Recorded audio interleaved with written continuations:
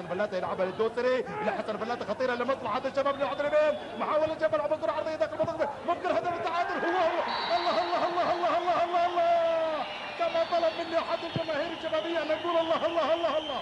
بالفعل قال انت بخيل علي بهذه الكلمه، نقول هذا كشبابي وافرح بهذا الهدف التعادل لمصلحه الشباب راسيه. انا قلت هدف، لعبه الكوره، لعبه هدف، 3 لعبات ولوحه كرويه جميله شبابيه. شوف الكره وشوف سوماريو مبسوط وشوف مدير الكره سالم سرور مبسوط على هذه النقله، يقولوا شوفوا مغيبينها. شوف اللعبه، شوف هذا هو فلات اللاعب البديل الناجح. شوف نظر وفكر ولعبها الى مين؟ الى مانجا اللي يشم الكرات شم هذا اللاعب ابدا.